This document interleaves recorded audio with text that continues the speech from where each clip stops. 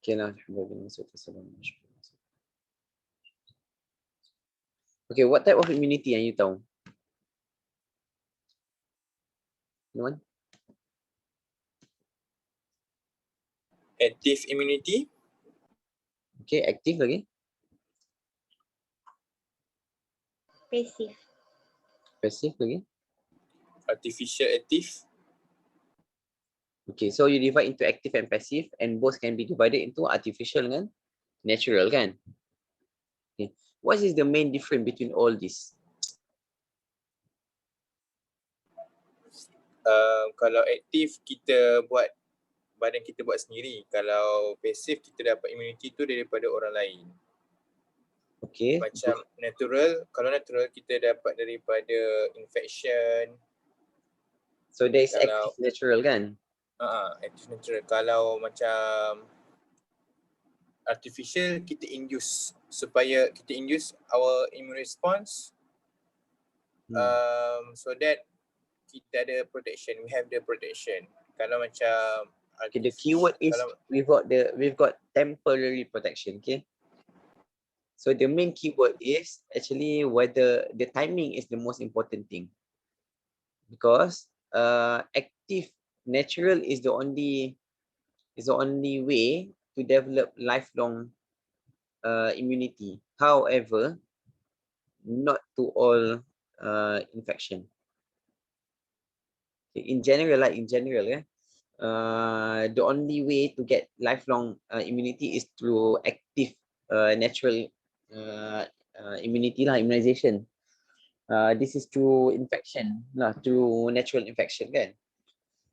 But there are some organisms, some bacteria or viruses can actually evade your immune system, and you won't develop any immunity towards them. For example, apa yang you guys tahu?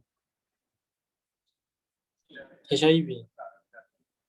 HIV. Okay, good. Okay. Lagi?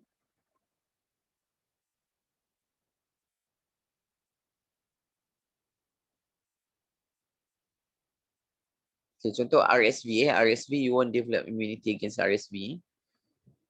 Lagi? There are some organism yang you won't develop immunity, because especially viruses that attack your immune system. These are the viruses yang usually can evade your immune system, because can avoid and also evade and also can prevent development of immunity. Because what happened, because these viruses, because virus in general are intracellular in origin lah, because they need to integrate their DNA kan, into your DNA, or their RNA into your DNA for their cellular replication kan, for their replication lah, virus replication. So if the virus use your immune system, immune cell, then they usually can prevent development of immunity. Contoh macam RSV atau HIV. Okay, RSV, what good about RSV? What's special about RSV? Despite it doesn't actually attack your, it doesn't actually use your immune cell as a host, but it can actually avoid your immune cell by signalling your epithelium lah, your respiratory epithelium. Baca lah, I think you can read about that yourself. So tak apalah, let's go with the slides lah. Then if you got any questions, you can ask in between. Okay, so immunization. Okay, next. Okay, next. Okay, first we're going to look at the concept, the immunization program, control indication, additional vaccine, the controversy, and also discussion. Okay, next. And definitely when we talk about vaccination, the current most issues about vaccination is what? Vaccine hesitancy. No, it's actually COVID new vaccine lah, kan? So that's we're going to discuss that, because the COVID vaccine is a new technology lah. It's a new concept, never been tried in the past and it's challenged the traditional understanding of how immunity works. Okay. In fact, recently there's a lot of development in COVID. The technology, the vaccine, the mRNA vaccine technology has been developing in the past 9 years. That scientists has been doing research on this, on the use of mRNA lah, to mount immune response. And this is actually supported by development of the concept that challenge our understanding that previously only protein can actually produce can become antigen. But nowadays we know that other large molecule besides protein, for example like polysaccharides, cytosol, cytoplasm, can actually, your cytoskeleton can actually induce immune response. Tapi nanti kita will discuss that in more detail later. So the concept immunization, active versus passive, concept of booster. I think you guys understand about the active versus passive. I'm not going to touch about that. Okay, next. Okay, next. Okay, next. Okay, stop. Can we look back at the slides, previous slides? Okay, so look at this. I think you can just have a look on the difference between active and passive immunization. So basically the onset is different. Passive is fast, okay, because you don't have to wait for yourself to produce immunity. So in general, when we say we are immune to something, what sort of immunoglobulin that we have? When can we say someone is immune to something? What is the benchmark? What is the parameter? For example, They produce IgG. good. Specific IgG. So they produce specific IgG. So IgG ada 3 different subtype of IgG. So you got IgG1, IgG2, IgG3. And then IgM you've got IgM I think got 1 je lah. IgM got 1, and the IgA ada 2 I think. IgA ada 5. So basically what to say someone is immune to something, the person need to produce a specific IgG. Okay, so basically when you talk about immunity, we talk about IgG lah. So, and to produce IgG, how long will it take for your body to produce IgG from natural immunity, from natural infection? Anyone? 1 week or 2 3 days. It's usually at least about 1 week lah. But in most circumstances, in most disease, the IgG can be stable, can have stable amount, can reach stable amount in the blood, usually at after 2 weeks post infection. This is demonstrated by dengue lah. Dengue has been used as a typical model kan. That's why kalau you buat rapid test serology for dengue, IgM can be detected at day berapa? Kan dengue serology you ada 3 test you send. You can send there are 3 tests kan that comprise the dengue serology test kan. Dengue kit, which is the NS1, the antigen itself, and then the IgM and IgG kan. So at which day of infection can you start to detect IgM? Anyone? 5 days of onset. You see day 3 lah. 45. Usually day 3 lah. Day 3 onwards kan. But it's peak at about 1 week. So usually 4 to after 5 days. 4 to 5 days. But you can start to detect IgM at day 3. That's why usually after day 3 of illness, okay, you don't do NS1. Okay, day 3 to 5 of illness, usually you can get a period where NS1 can be negative. IgM also can be negative. So if you've got a child who came at day 3 of life, okay, exactly day 3 of life, or between day 2 to day 3, or day 3 to day 4, sometimes when you do dengue testing, you may miss the child because at that time antigen will not be detected. Most of the time after day 3, you can actually detect antigen NS1, and yet the IgM level is too low to be detected by the kit, especially if you use the kit that is less sensitive, kan?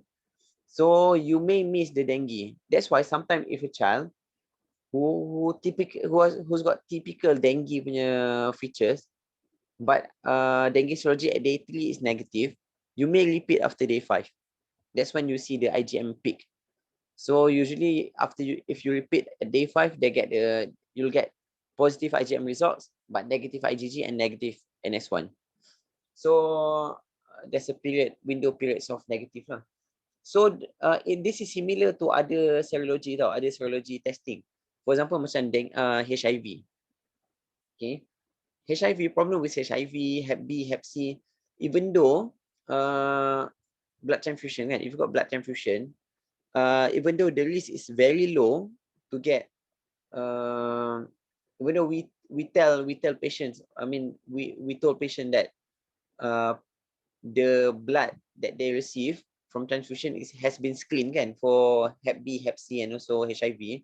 But you have to remember, if someone got infected with one of these viruses, and then they donate blood. Okay, they donate blood. Okay, within few weeks, up to 6 months. Actually, for HIV, it's up to 6 months, especially in those immunocompromised, kan. When up to 6 months post-infection, they donate blood. The level of antibody can be too low to be detected by the screening. So sometimes, even though the blood has been screened, there still be risk. There's still a minor risk for a recipient of blood transfusion to get this infection from the blood transfusion. Faham tak? Even though kita kata blood dah screen, because we may miss. There's a window period where we may miss.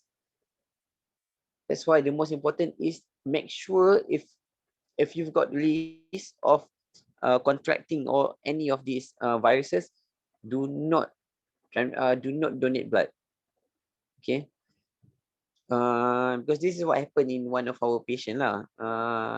One of our patient, this is a Down syndrome girl with AML, required multiple transfusion in the ward, and then suddenly develop Hep C lah. Dia ada Hep C.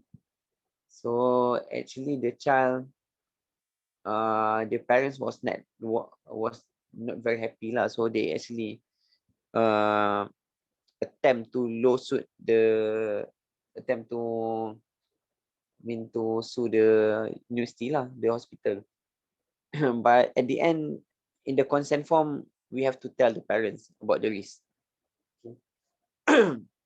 So basically, that's the basic thing about immunization. So it's IgG. So IgG took about 2 weeks to develop.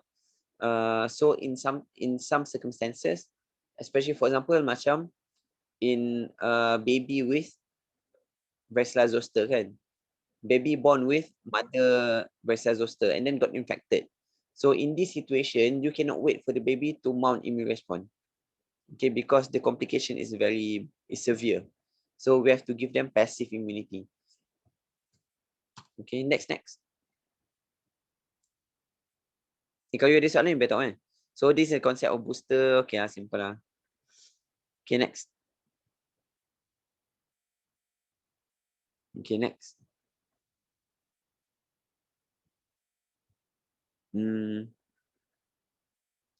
I think this is quite a heavy slides. And it's a bit messy. Tapi lah, I think and this is a bit outdated lah, kan. Now the new updated the new updated version of our NIS ni, kan. We've got the hexavalent, kan. Hexavalent where they combine all the hexavalent tu ada apa? In the hexavalent, do they combine? So ini yang latest lah. Sorry, this is the latest one. So ada diphtheria, tetanus, polio, pertussis, Hep B and HIV, kan, all combined into one injection. So lesser injection, So hopefully it increase compliance lah. So less side effect. There's issue. Do you know any of this? Do you know issue about all this vaccination tak? Contoh macam polio. Have anyone know about issue about the polio vaccine in the past and also quite recent lah, tak lepas sangat. Anyone know about the polio vaccine? Tahulah sikit kot. Apa dia? What do you know about the polio vaccine? Dia ada satu insiden. Ha. Saya lupa lah apa nama insiden tu. Tapi dia quite vague, quite big. Orang pada tahun 1950 kot ke 19 orang terima vaksin, tapi pada masa tu disebabkan teknologi dia sangat-sangat kurang, teknologi dia banyak lagi knowledge yang kita tak tahu. Instead of diorang dapat vaksin, diorang dapat live virus. Tak silap saya.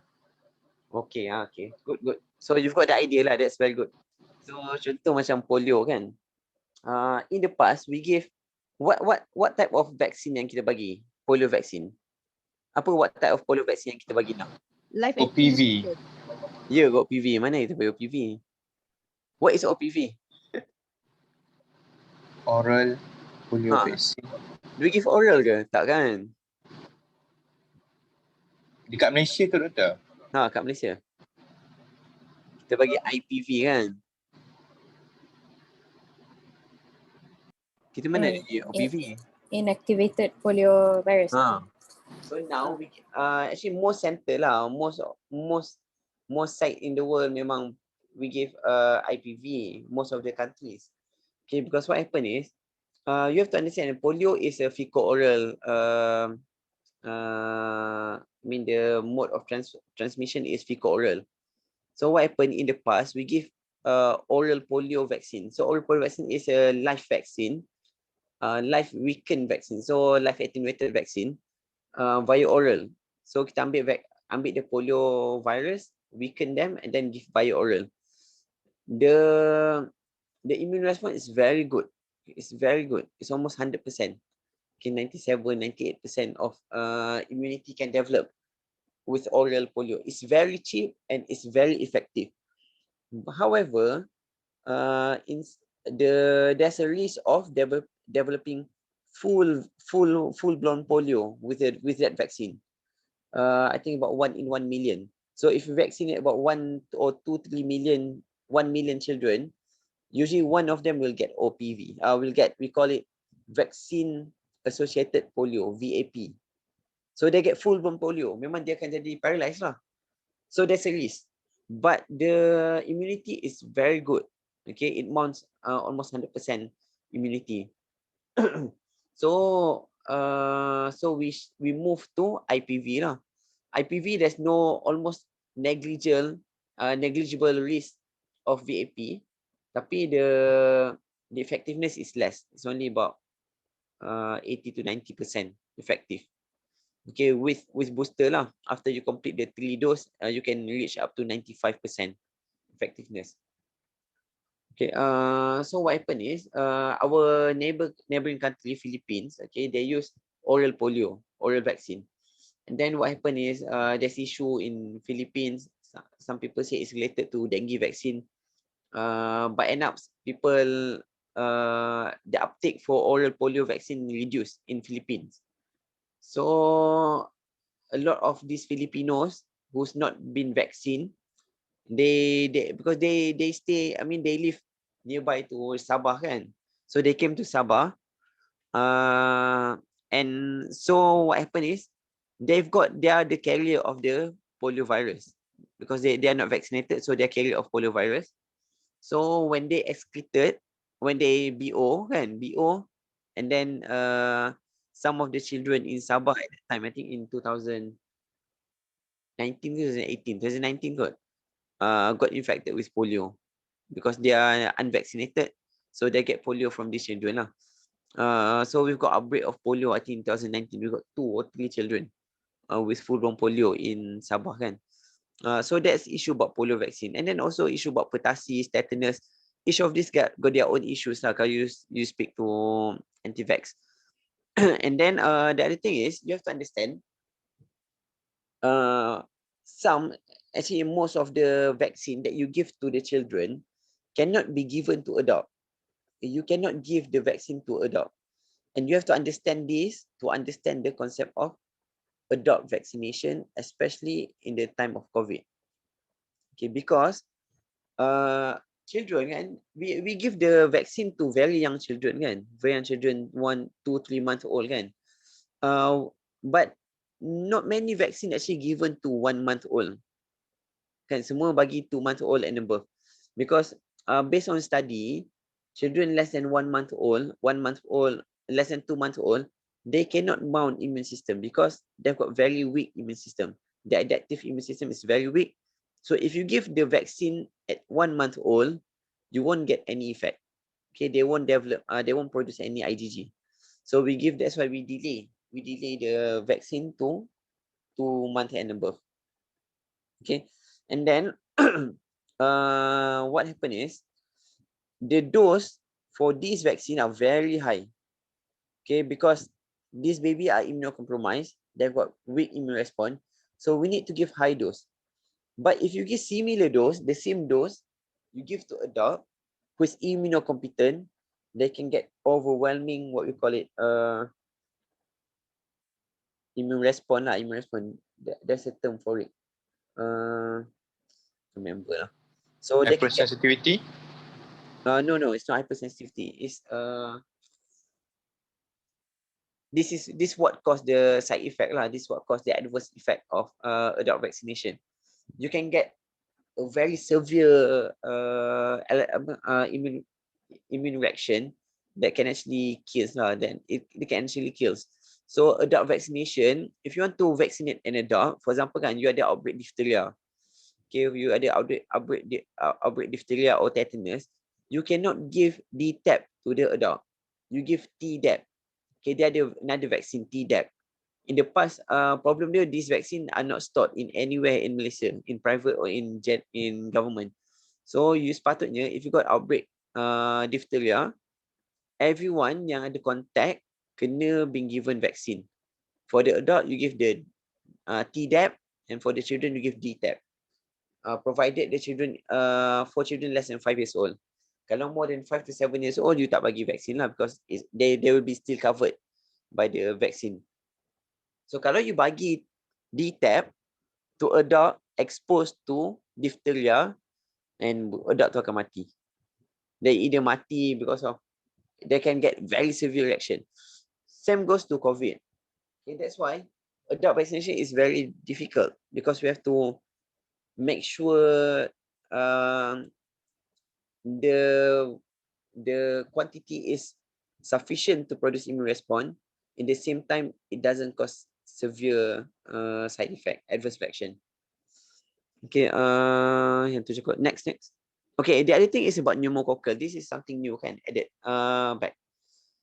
So pneumococcal vaccine. Okay, siapa tahu about pneumococcal vaccine? How many type of pneumococcal vaccine available?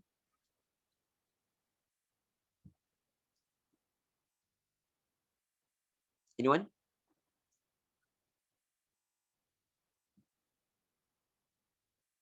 Prevena ni apa? Yang kita tambah ni apa?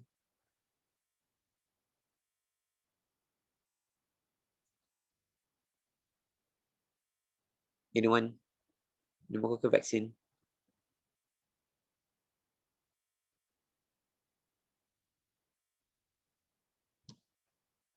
You guys dengar tak?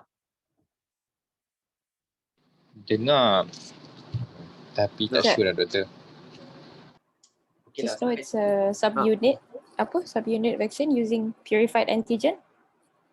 Okay, good. Tapi what type of pneumococcal vaccine yang you tahu? Ada 3 PCV7, 10 dengan 13. Okay, yang tu Is it? PCV kan? So you correctly mentioned PCV kan? So PCV stand for? Pneumococcal vaccine or tak sure doctor, sorry. Okay, so you ada polysaccharide. You ada 2 type of vaccine lah. You ada aku tiba-tiba lupa pula. So in general you've got 2 type of vaccine, okay? Kalau you pergi haji kan, for example you pergi haji atau umrah, you are advisable to take pneumococcal vaccine. But that vaccine is not similar to the PCV that we are giving to children yang kita tambah ni. Okay. Because the different component of it makes from different things. PCV is polysaccharide lah, polysaccharide vaccine. The other one is the one that we give to adult is, I benda lupa. Nanti I dah lupa dah. Nanti kalau I teringat balik, I cakap balik. Is it conjugate? Yes, conjugated. Yes, conjugated vaccine and also polysaccharide vaccine. So PCV is pneumococcal conjugated vaccine. Yang ni yang kita bagi dekat children. The one that adult receive is a polysaccharide vaccine. So the coverage is different. Okay, the one that we give to children is the one that commonly affect children lah. You got the Previna, the Synflorix, kan, 7, 10 yang N13 that you mentioned. Tapi kalau yang the polysaccharides usually is 23 valent, 30 valent, because pneumococcal ni dia ada banyak serotype. But the most common serotype is usually covered by the PCV lah yang kita bagi kat children. Mungkin tu je. Soalan nak pasal this one?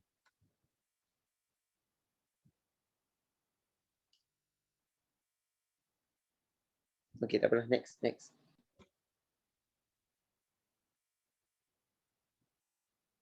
Okay, next. Okay, lagi next. Okay. So, of course, this is one of the big issues about live vaccine and also kill vaccine, kan? So, what is live vaccine? Okay, live vaccine, this is live vaccine lah. It's usually attenuated virus. Okay, what's wrong with live vaccine? Which one is better actually? Live vaccine patutnya dia weaken dan dia ada keseluruhan antigen daripada that organism. Contoh macam kalau virus, dia ada satu virus tu tapi dia weaken. Tapi masalah pada dia boleh jadi, dia daripada keadaan weaken dia boleh jadi strong balik. Ya ke? Dia boleh daripada dia tak boleh infect orang, dia boleh reinfect orang. Dia boleh infect orang balik. Yeah, dia boleh revert to the original form lah and then cause the disease. Okay. Provided you punya the host immune response is weakened lah kan. Kalau host immune response is okay, then usually that is not the case. But if in a case of weakened immune response, then it will not be effective lah. It will not be effective. Okay. So what's the difference between live vaccine and whole cell vaccine? We've got vaccine yang guna whole cell, tapi died virus, but whole cell. Why can we use whole cell vaccine? Contoh macam MMR kan? Apa yang susah sangat? Just kill the organism and then bagi je lah the whole cell. Will it produce the same immune response with the live vaccine? No, it will be weaker kan? If it's Yeah. like inactivated. Sorry. Yeah. Is it weaker? Oh, Apa contoh yang kita bagi whole cell vaccine? Whole cell pertussis. Whole cell pertussis. Kita bagi Oh, je whole cell pertussis. Dah tak dah. I think we changed to acellular kan? Acellular pertussis. Kenapa kita change? Siapa ni? Yang cakap ni siapa? Hasanah. Okay, Hasanah. Oh, yeah. Okay, why do we change from whole cell to acellular? Sebab side effect dia? Yes, because of the side effect. In the past kan, we use whole cell pertussis. So children yang dapat vaksin, they've got induration. The whole limb will be affected. In fact, the whole body akan affected. The side effect is very severe. So a lot of people refuse vaccine, especially pertussis at the time. And then we've got a lot of outbreak of pertussis. So that's why we change to acellular. Acellular is less effective, but the side effect is bearable lah. It's better. uh, and then something interesting about pertussis lah. Okay. Have you heard about antenatal vaccine?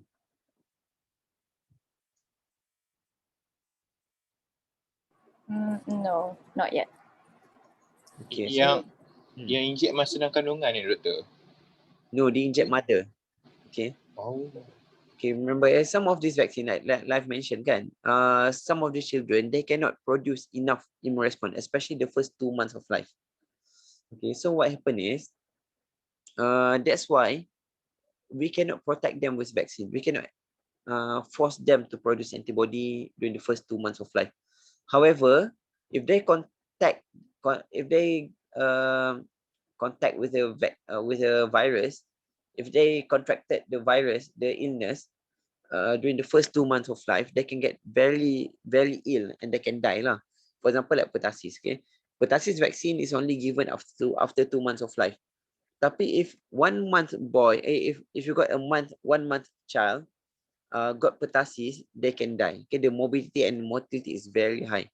So how to protect these babies yang less than 2 months old from this severe infection? So the move is, nowadays, a lot of countries, they vaccinate the mother. So that mother will produce IgG enough to protect the baby for the at least first 6 months of life. Because we know adult immunity kan, kalau you bagi passive immunity to adult, the protection is usually not as long as children. In children kan, kalau you bagi vaccine, passive natural vaccine macam immunity macam vaccine, it can last up to 7 to 10 years. Okay. Tapi in adult, if you give the similar dose atau similar vaccine to adult, it only lasts about 6 months, at most 1 to 3 years. Macam tu. That's why. So they give vaccine to mother. A lot of move now is to vaccinate mother to protect the child. For example, like pertussis, diphtheria, tetanus. Okay, so we give mother vaccine kan. Macam tetanus kita bagi kan, mother vaccine. Tapi kalau yang lain, not many lah. Tapi tetanus memang kita bagi kat mother. Because congenital tetanus is very bad. Okay, the morbidity is very high. Okay, so live vaccine ni I rasa you tahu. Cuba tengok dekat dalam table kan, under live vaccine.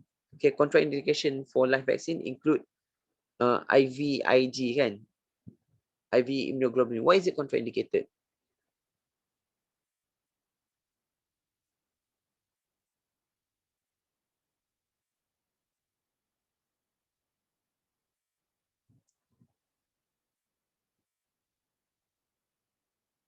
Guys, anyone know? No, doktor. Okay, what is IVIG? What is IV immunoglobulin?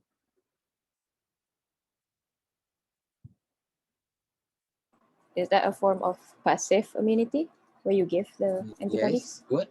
Okay. Okay, so you give immunoglobulin kan? So Okay, so you give passive immunity, okay, to someone by giving immunoglobulin. So what type of immunoglobulin yang you bagi? Where do we get the immunoglobulin? Or how to get the immunoglobulin? Anyone? Or in which case yang kita bagi IVIG? Which disease yang kita bagi IVIG?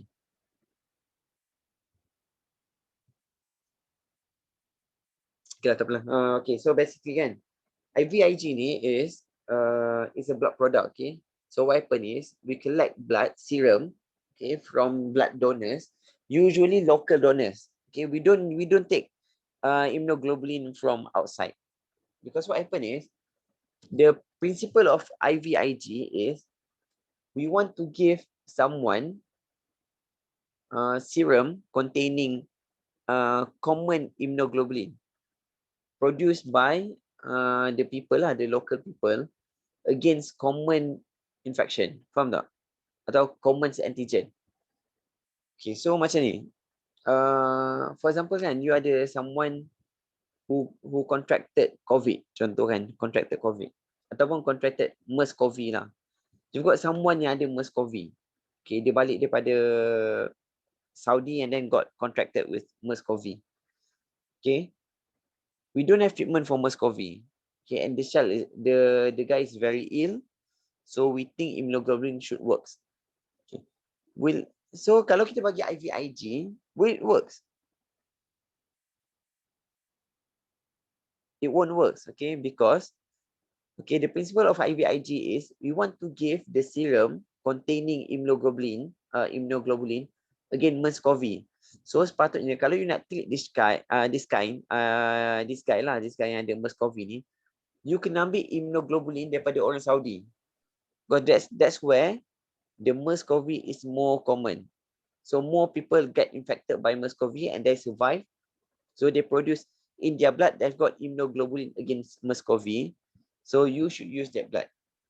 Tapi kan, for example, kalau you ada someone yang ada some kind of infection, contoh ataupun ada infection yang you tak tahu, and then you tak tahu macam nak treat, then it is better to give blood collected from random people locally. Kan? So usually kalau you ada satu bugs kan, satu organism, for sure the organism has infect other people kan. Kalau dia ada outbreak, definitely some other people have been infected and they survive. So they've got the immunoglobulin against the infective agent kan. So you bagi serum from these people to that particular guy or person to help them as a passive immunity.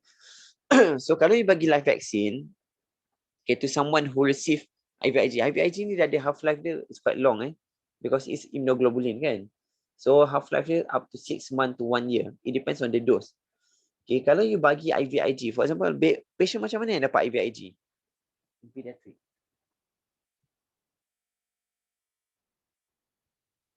Disease apa yang kita bagi IVIG as treatment? Autoimmune disease. Apa dia? Autoimmune disease. Okay, good. Autoimmune disease. Okay. For example? For example, Kawasaki disease. Okay, Kawasaki vasculitis lah. Kawasaki lagi? Lymphoma. Lymphoma. Mana dia punya IVIG lymphoma? Lagi?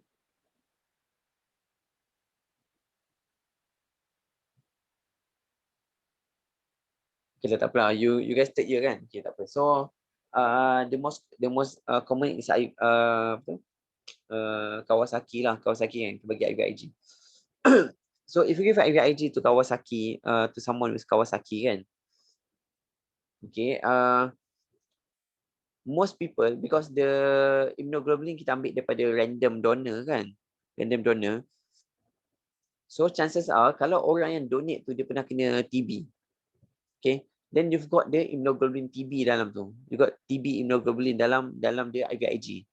We cannot tell what is the content of the IVIG. So every bag of IVIG kan will be different, the content will be different. So you bagi to this child, okay, IVIG, and then you bagi BCG. What happened?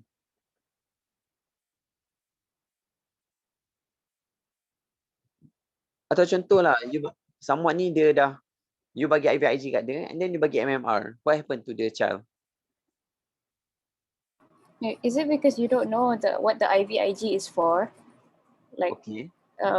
Like you because we like macam doktor cakap tadi kan, if you just take from any local person, you don't know what actually the contents of IVIG, like what it actually contains. So that we don't know what he's immune to, what it gives immunity for. Kah? Macam mana doktor? Okay, because the child already received IVIG kan, so there's a lot of immunoglobulin in the blood of the child, which for sure, I think some of the IVIG can works for the MMR. For example kan, we don't know, the blood is taken from random, So if the donor has had MMR in the past, kan, had measles, rubella in the past, so in the donor's blood, there are already immunoglobulin against MMR. So if you give the immunoglobulin to the child, kan, to a child, and then you bagi MMR to the child, it won't work. Okay, the child won't get anything lah, definitely. Kalau baby tu you bagi IVIG and then you bagi BCG ataupun you bagi MMR, it won't work. Tapi the child will not produce any immune response towards the vaccine. So you get this false reassurance. For example kan, you ada seorang budak yang dapat severe jaundice kan, dia ada hemolytic disease in newborn, severe jaundice because ABO incompatibility atau research incompatibility. So you bagi immunoglobulin. Okay, high dose immunoglobulin bagi kat this baby. And then bila 9 month old atau bila upon discharge you bagi BCG dekat dia. The BCG will not work. Okay, the child will not produce any immune response towards BCG. And then lepas tu bila suddenly the child macam 5-6 tahun, dia dapat, after maybe 5-6 months, dia ada contact dengan TB person. So the child cannot protect himself. Faham tak? Sebab the BCG yang you bagi kat dia, it doesn't work. Sama je macam MMR. Kalau you bagi high dose immunoglobulin to a child, to a baby kan, atau someone with Kawasaki, and then you bagi MMR tu doesn't work. So the child will not be protected. So kalau dia kena contact dengan someone yang ada MMR, they can get infection. Faham tak? That's why kita tak bagi live vaccine to someone who receive IVIG. Usually we postpone the live vaccine. Okay lah, next. Faham kan? Maknanya doktor, so how to say? Okay, after you give the IVIG to the person and then you bagi the live vaccine, the person won't actually mount any immune response sebab maybe the person already dah ada that immunoglobulin in their body, tapi it's from the passive immunity. They receive that passively lah. It's not from their own immune response that is acting towards it. So that's why. Okay. So it won't work. Dia bukan. It's not contraindication because of the side effect.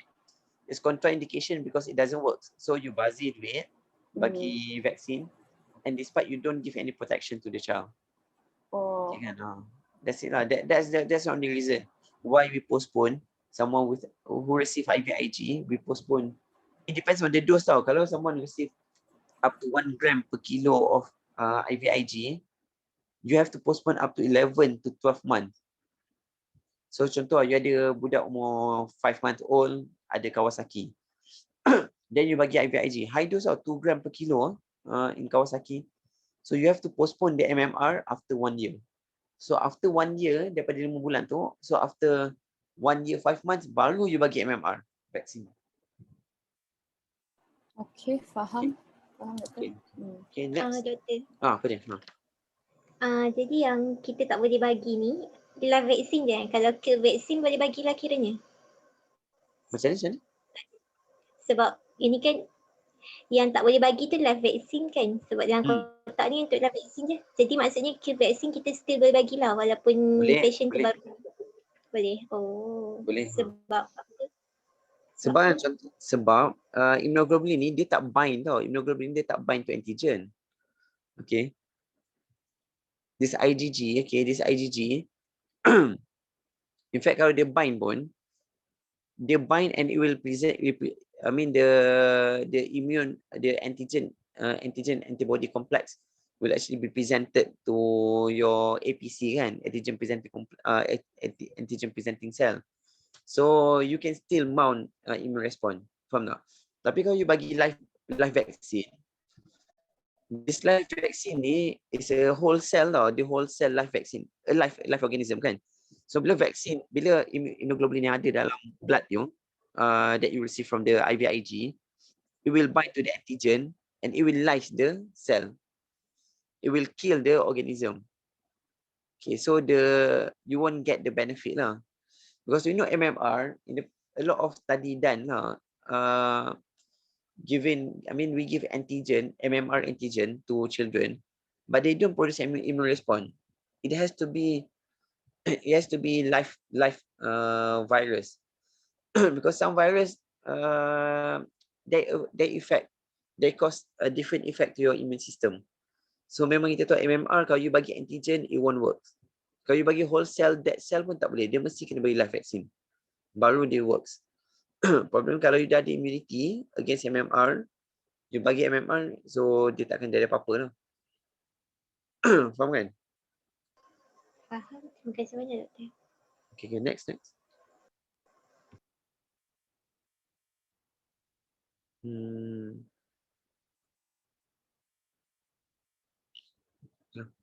Okay, next.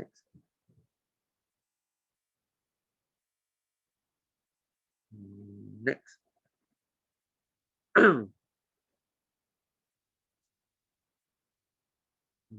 Okay, next. Dan you boleh baca sendiri kot. Okay, next. Di sana. Next.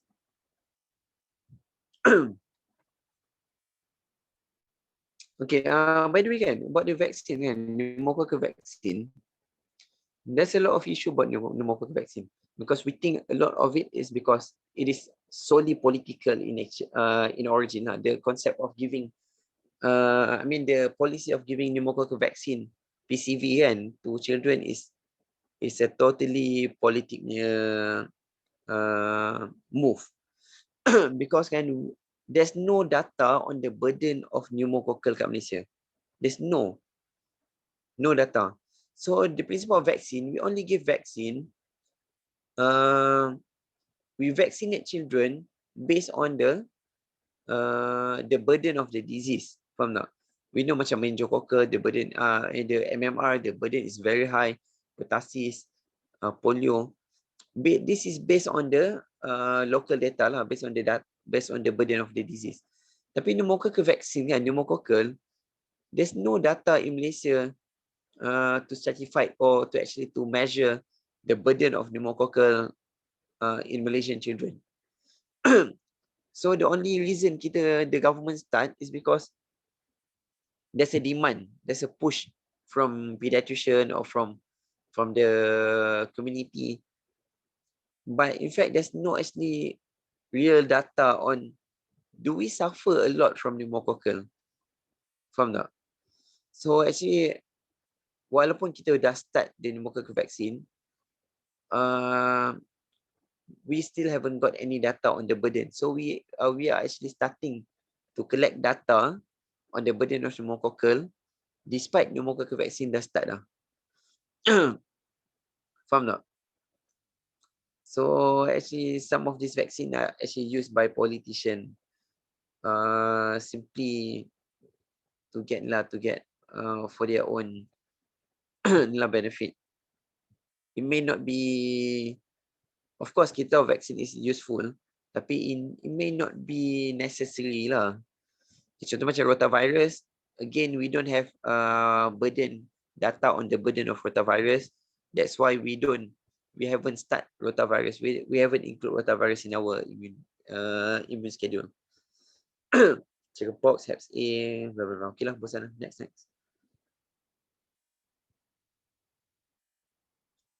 Okay, next.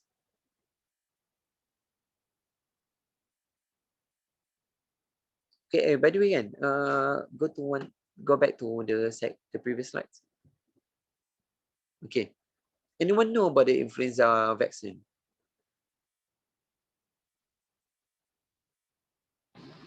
Setiap tahun kena tukar. Ya ke setiap tahun? Kalau dekat negara ni saya tak tahulah, tapi kalau macam dekat US setiap winter selalunya diorang kena ambil vaksin influenza. Okay. So if you live away from the equator kan, you live kat dekat north atau dekat south, south hemisphere atau north hemisphere, okay, you tukar setiap tahun sekali. Tapi actually kalau you stay dekat equator, you kena tukar setiap 6 bulan. Why? In Malaysia kan, kita punya vaksin, flu vaccine, we change every 6 months. And why is that? And kenapa dia tukar setiap tahun? Sebab dia mutate easily. Dia mutate easily. Okay. Lagi.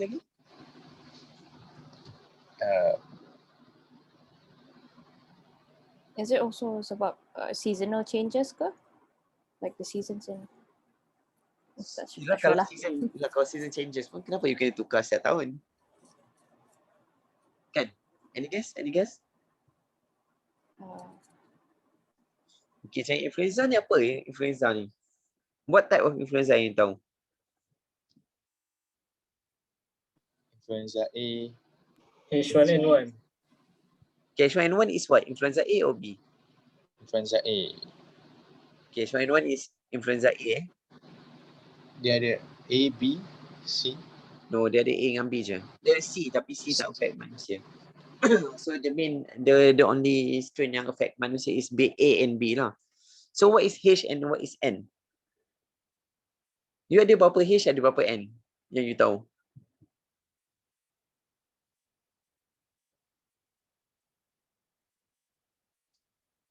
Okay, basically H dengan N is the antigen lah. Influenza ni dia ada dua je antigen, H and N. Okay. So the influenza vaccine is a vaccine targeting the N.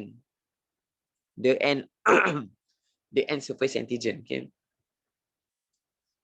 So influenza ni, because there's a lot of influenza. If I remember, H ada dalam 21, N ada about 17 different strain of H and N. So a combination of this can produce, just imagine lah, you belajar kan computation and combination kan dekat mathematics and maths kan. So kalau you ada dua H and N with like 10 of each, berapa combination you boleh buat? Beribu kan? That's why you ada beribu jenis HN. So you ada H1N1, H5N1, H13N1, H5, anything, any numbers can go. Okay, but only few strain lah yang kita tahu yang akan affect human.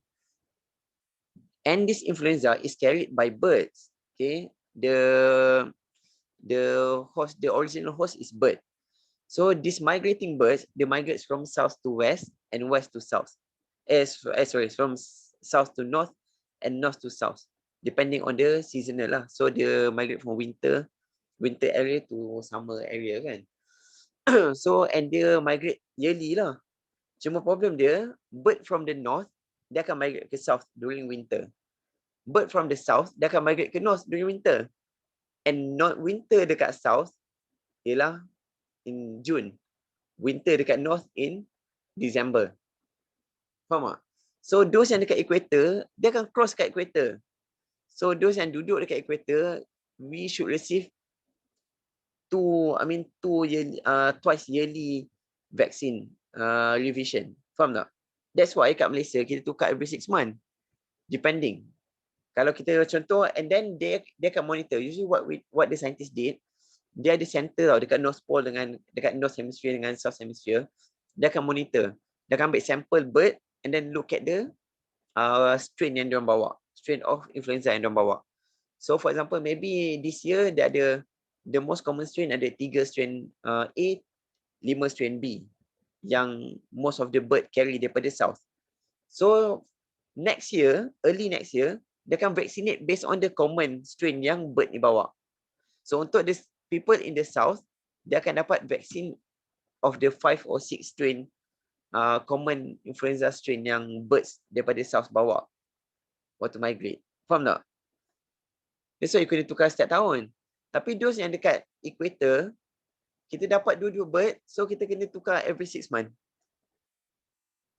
Okay, faham kan? That's why kalau you ambil influenza vaccine tahun ni, it won't work next year because the strain will be different. But it's very interesting kan? So itulah. Okay, next. I tak tahu you find it interesting ke tak, tapi No, it is, yeah. it is very interesting kan? Tak tahu, yeah. We didn't know this, yeah. Okay, next. Okay, next. Okay. Sekejap Bersazosto, okay. Ada soalan?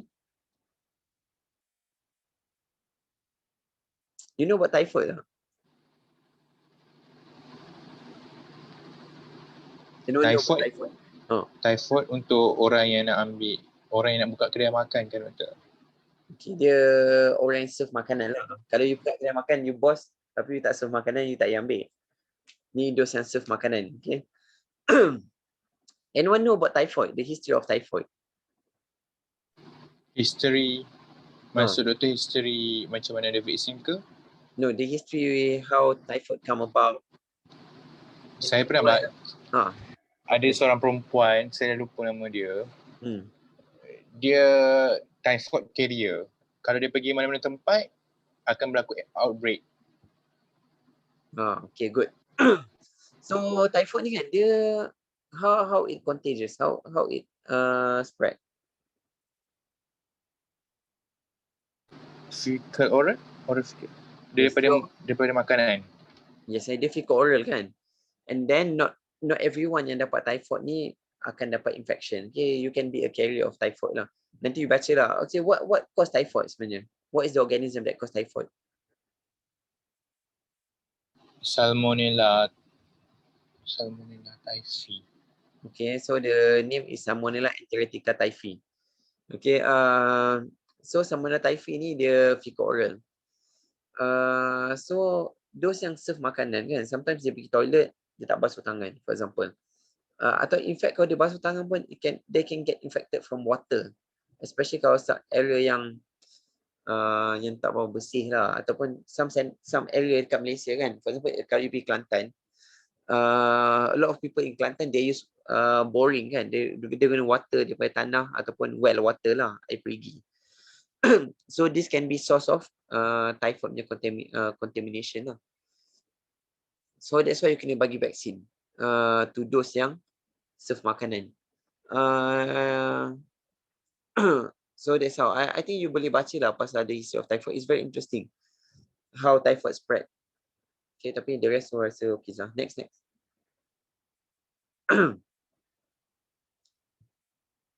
Okay, next.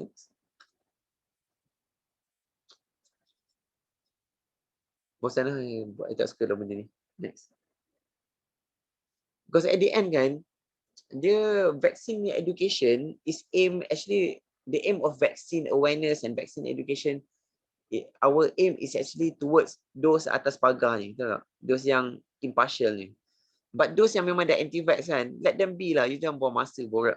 Don't waste your time, try to convince them. Because these anti-vaxxers kan, they are fixed-minded. So it's been years working with them, trying to coax them, but at the end, it's no use. So you use all this information to actually tackle those atas pagar. Yang anti-vaxxers tu biar je diorang. I want to tell you a story lah. And when I was a MO in Kemaman, okay, we've got a family anti-vax. Siapa duduk Kemaman kat sini? Anyone? Tak ada, okay, tak pernah. So Kemaman kan, there's a place in Kemaman called Taman Islam. Okay, Kampung Besut. Nama Kampung Besut, dia dalam satu tempat nama dia Taman Islam. So people in Taman Islam ni, dia pakai pudar, pakai serban. They are very pious lah, so-called pious. Tapi I tell you, I pergi sana kan, rumah kat sana pampers macam rata-rata. And then I punya kereta memang kena pecah, tayar pecah lah because kena kaca lah, paku lah. It's very dirty. It doesn't reflect Islam at all. Okay, so we know this area memang most of the people who live in Taman Islam, they belong to like macam a group of people lah, macam usrah ke tak tahu. Tapi they don't take vaccine lah, they are anti-vax. So I happen to know this one family waktu IMO dekat Kemaman, the child admitted for we suspect pertussis. Okay, the baby kecil. You tahu this family, dia ada 3 anak dia mati diphtheria. But yet, dia tak vaccinate pun anak-anak dia yang kecil-kecil lepas tu. Just imagine how bad this family are, how bad the parents are. And bila you cakap kan, dia akan jawab, tak apa, kami tawakal ke Allah. Then at the end kan, and dia banyak kali masuk ward tau, anak dia. So at the end kan, sekali I dah fed up dengan dia, cakap, kalau tawakal tak datang hospital lah. Pasal I refuse untuk treat dia orang. So I tak tengok pun, I tak treat on this patient, I tak round pun patient ni.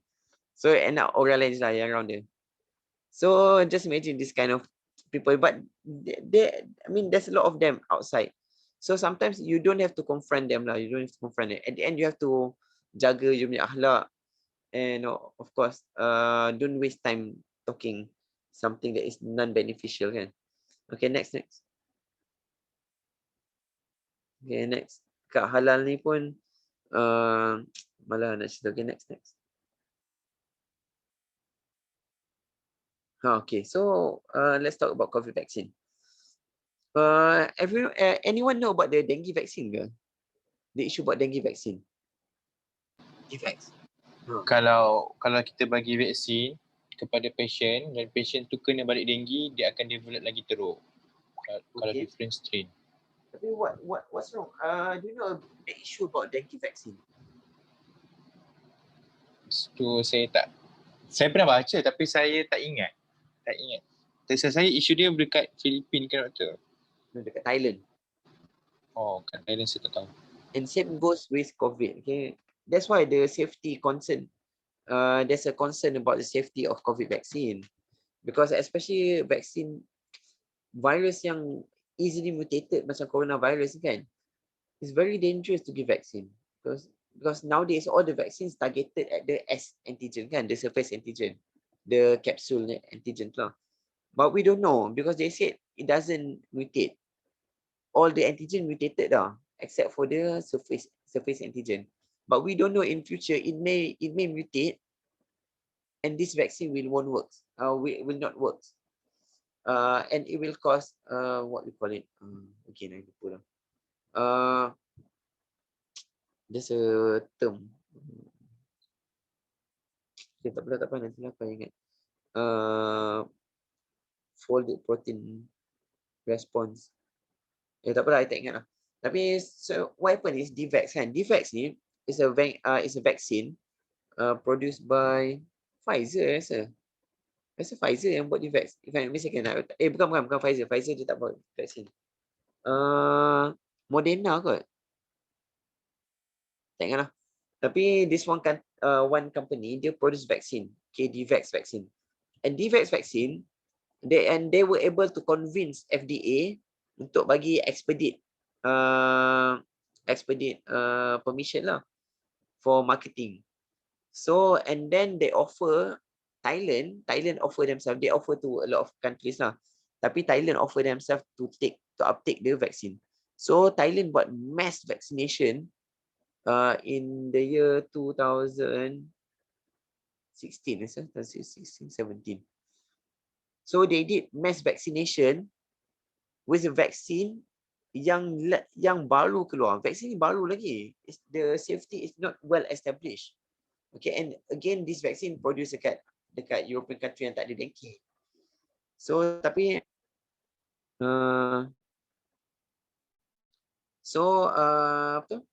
So Thailand dia bagi dekat banyak dia buat mass vaccination kan. After 1 year, they've got surge of severe dengue that kills thousands of children after 1 year. So basically this is the issue about Dvax. So that's why bila vaksin ni baru kan, all the other vaccine kan, it takes about 10, 15 years tau before kita bagi dekat children to establish the safety. Tapi because some vaccine macam COVID kan, it's not even a year of production, dia dah dapat license from FDA untuk vaccinate, mass vaccination kan. So but the safety kita tak tahu. It may not be happen now, it can happen in a year.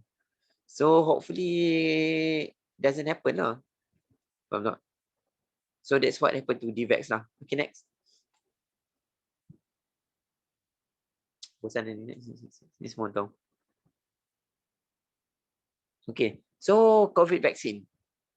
Apa COVID vaccine you tahu? You mentioned few type of vaccine kan? So far you mentioned cellular vaccine, whole cell vaccine, live attenuated vaccine. Masuk apa lagi? mRNA vaccine. Okay, so this is the new mRNA vaccine. So what happened is, rather than kita bagi antigen, okay, typical vaccine is we take the antigen and then we present the antigen. Okay, but what happened is the Pfizer, they took the mRNA. So actually 2 steps before the protein kan, before the antigen. So they present the mRNA. So how it works? Anyone? Yang semua sama je Sana dengan Zul, Lokman ke, Husna, Bazila ke, Mira, Balkis, Uzman, Nadira. 35 people kot dalam ni. Does anyone know about mRNA vaccine? How it works?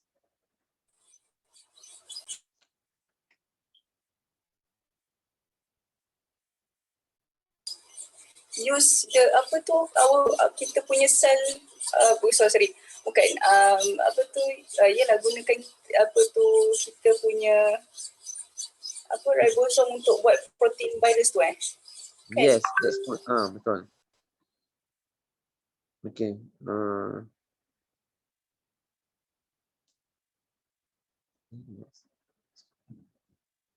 Okay. So what happened is kita bagi mRNA with the hope that our monocyte, circulating monocyte, will uptake the mRNA. Okay, and integrate the mRNA into our DNA. Okay, mRNA kan, mRNA is a messenger RNA, and then they will be transcribed into RNA kan, to DNA, and then it will integrate with our DNA, our monocyte DNA, and then it will transcript and then translate by our ribosome, transcript into mRNA and translated by our ribosome. Sorry, dia bagi mRNA, mRNA akan pergi ribosome, and then ribosome akan produce, translate into protein, and then protein will go through the Golgi body, modified, and then we will produce the antigen. Okay, faham tak? And then this antigen, okay, dia akan presented to will be identified by our immune system, and then we produce antibody. That's how it works. So it move backward lah. It move like it go few steps before the antigen. Okay, faham kan? So there's a few hopes in this mRNA. First, we hope that the monocyte will take the mRNA. But what happens if other cell take the mRNA? Faham tak? Itu satu. What happens if other cell take the mRNA? How if, and then the other assumption is monocyte punya half-life is very short. Okay, after they took the mRNA, okay, they will die. After a few weeks, they will die. But what happen if the monocyte yang ambil mRNA tu, dia tak mati, dia become cancerous atau become malignant. So just imagine you've got a malignant cell, malignant monocyte yang ambil the mRNA, and it will divide, and it produce a lot of antigen, viral antigen. And you have to remember lah, virus is not a living organism kan. Dia just got DNA je. The virus just live to replicate. So this is the risk lah. And all this, all the argument used by Pfizer, all the scientists kan, basically just say, we hope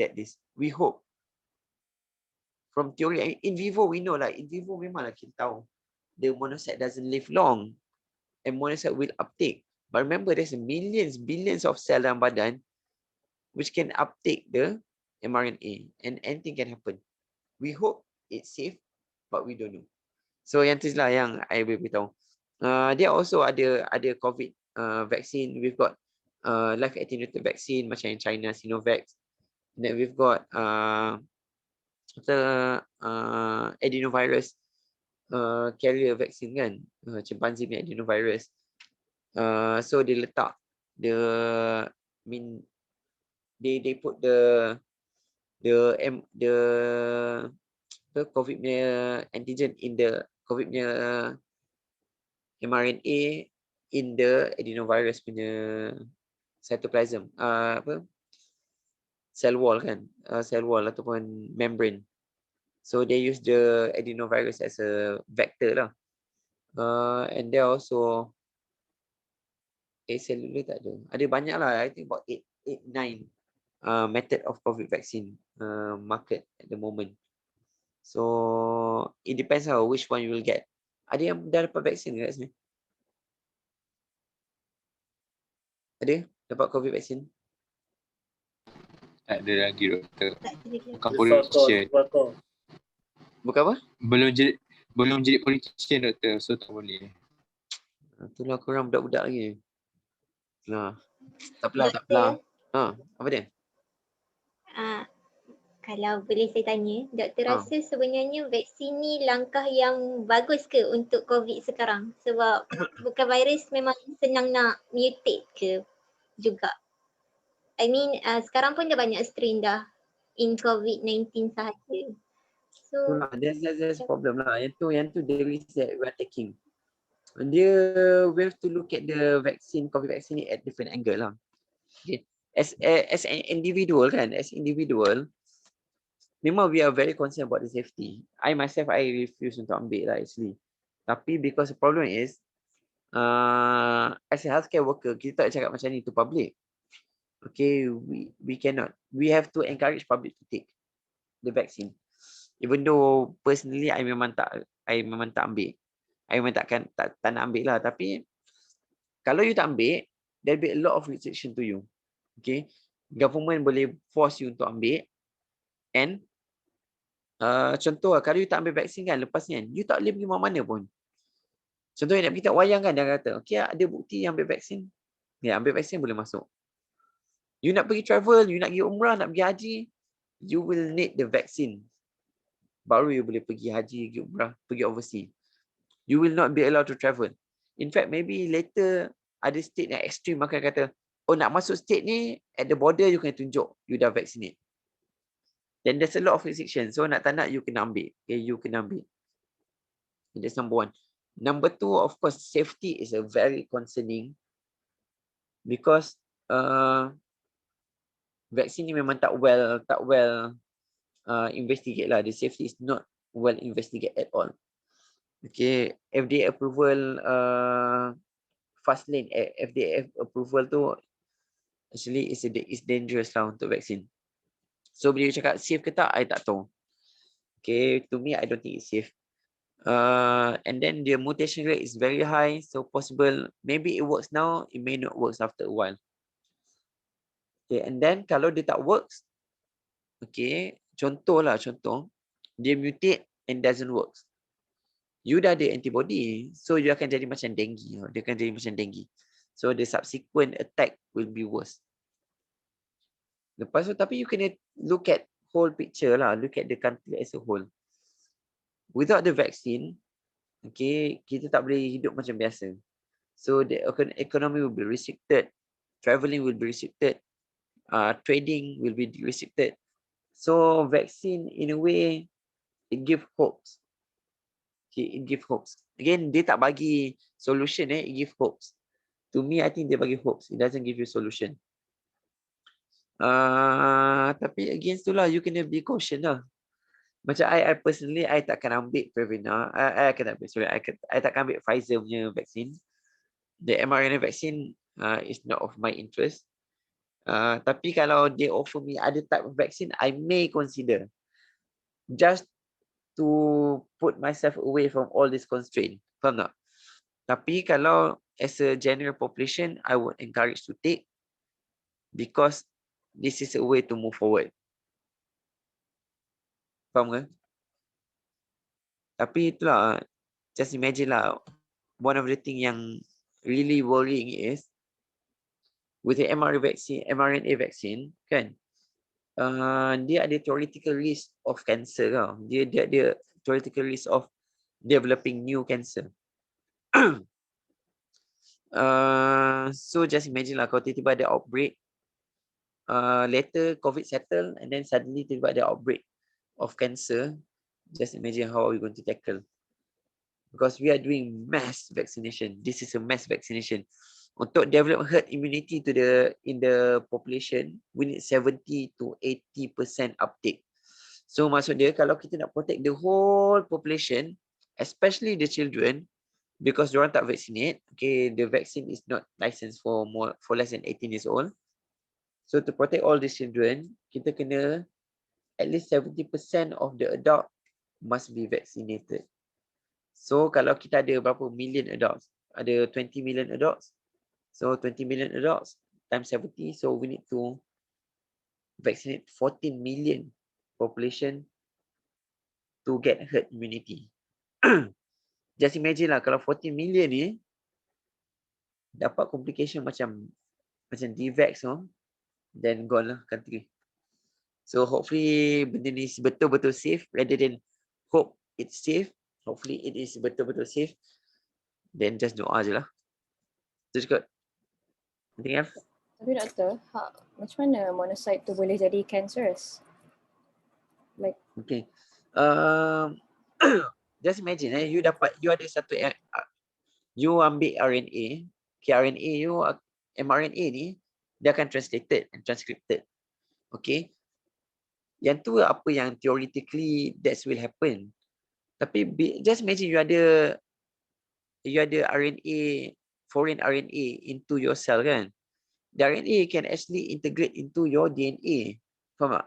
Dia boleh reverse transcription into DNA. You memang ada enzyme reverse transcription ada dekat in your nucleus kan. So dia boleh pergi to your nucleus, reverse transcribe into DNA and it will integrate with your DNA. So dia akan cause mutation dekat cell. Faham tak? There's a high risk of cellular mutation. Cuma kita harap because monocyte ni dia hidup tak lama, the half life is very short.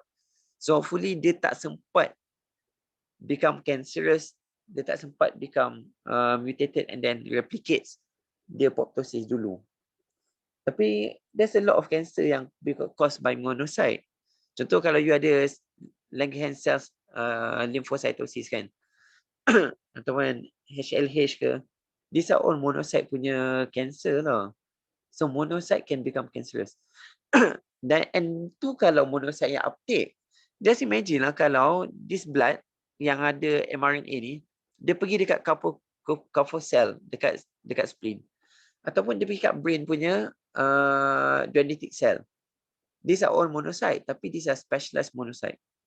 So dia boleh travel ke cross blood barrier, pergi brain, and then uptake by your dendritic cell atau astrocytes. And then astrocytes, dia ada risk untuk astrocyte mutate. That's why one of the possible side effect of this vaccine, Mrna vaccine, is development of cancer. Yang tu memang is well known. Cuma diorang punya study so far dia kata safe because follow up dia only 30 days. Sebab after 30 days nampak safe. Tak ada complication occur. Tapi remember lah kalau because dia kata 30 days monocyte should die lah. Should already die by 30 days.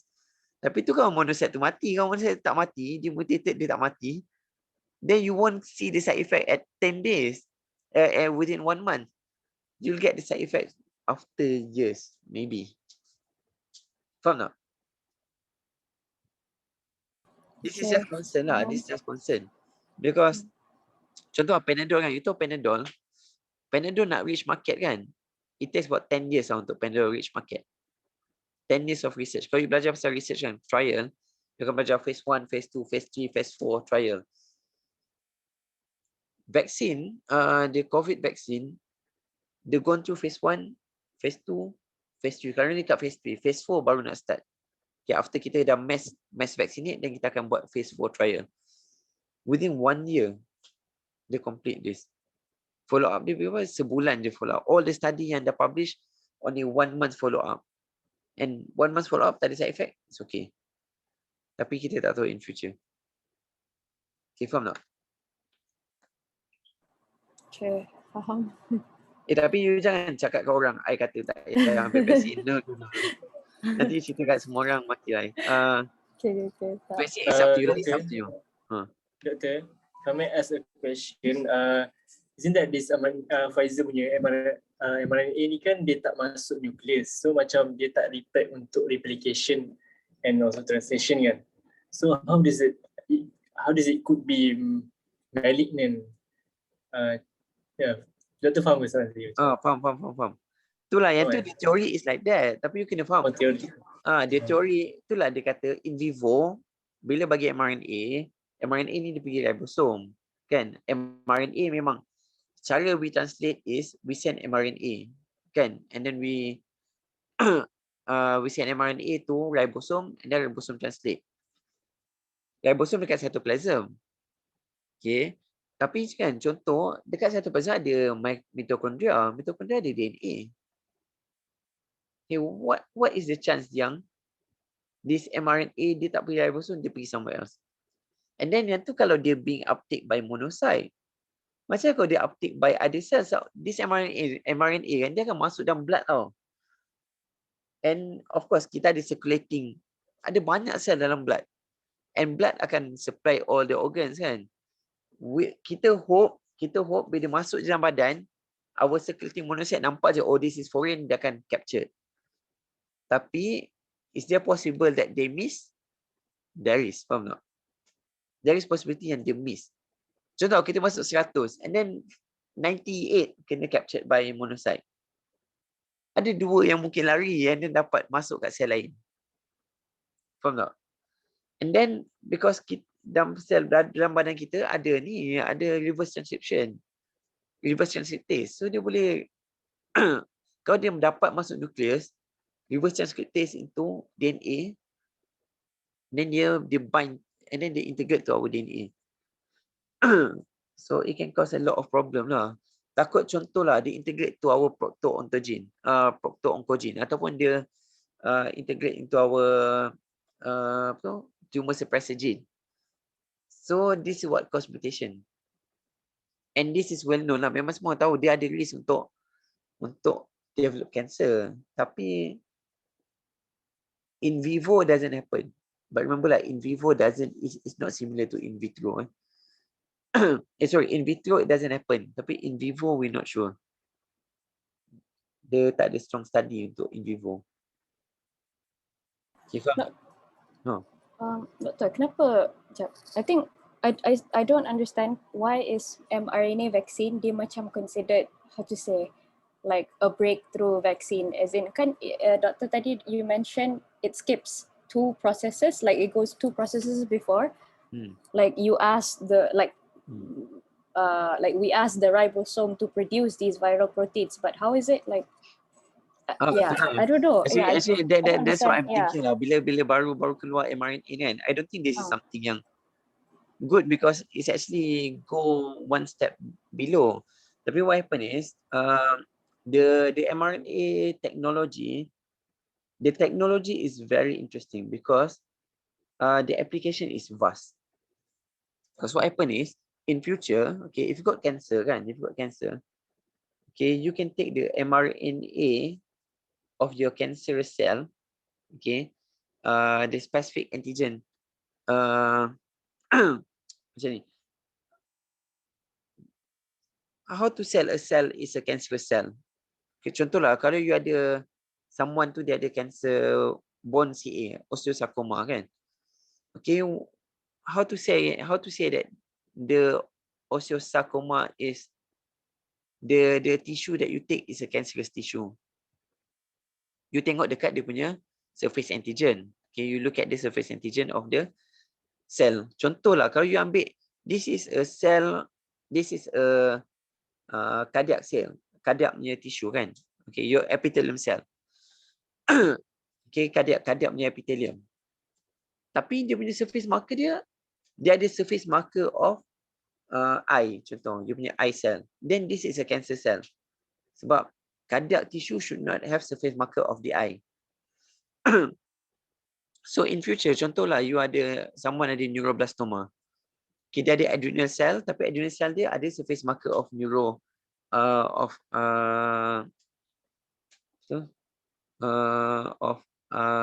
neuroblast lah. So you ambil mRNA yang translated into the surface antigen. So you bagi this mRNA, okay, to the patient. So patient punya immune response dia akan nampak, ni mRNA foreign, so dia akan produce antibody against that mRNA. Kan dia akan produce protein, dia akan produce that antigen, okay, antigen tu, and then dia akan produce immune response. So there is a potential as a anti-chemotherapy lah, faham tak? Anti-chemotherapy as a anti-neoplastic punya medication. Sama juga kalau contoh orang ada autoimmune disease. That's why the mRNA technology is very promising. There's a lot of potential application. Tapi as a vaccine, I personally rasa dia is a reverse, it's a backward method. Cuma what's good is, macam I mentioned to you lah, not every vaccine kan, not every virus, we can use the same method. Macam MMR, kalau you bagi cellular atau you bagi whole cell, dia tak akan work. Dia tak boleh produce immune response. Tapi with the mRNA kan, because our body will produce the full size protein, full size capsule surface protein of the COVID. So it will in large amount, faham tak? In large amount, without us to inject large amount of protein, faham tak? Usually kalau kita nak produce enough immune response, kita kena inject large amount of antigen dekat patient. Tapi now with the mRNA, kita tak perlu inject large amount of antigen to patient. Patient cell, monocyte will produce the antigen itself, and they will produce a lot of antigen that can mount a lot of immune response. Faham tak? So that's the benefit lah. That's the benefit. Tapi the harm tu dia tak tahu. I see. Okay, faham. You faham kan? Faham. Yeah. Okay. Okay. That's what being promoted lah. Tapi tu, it's still theory.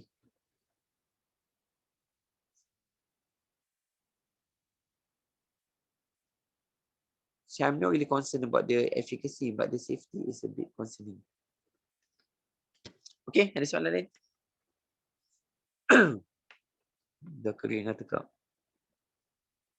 Okay, kalau tak ada, kita boleh stop lah. You guys boleh baca slides. Okay lah, kita tangguh dan tasbih kafarah. Yang suratul As.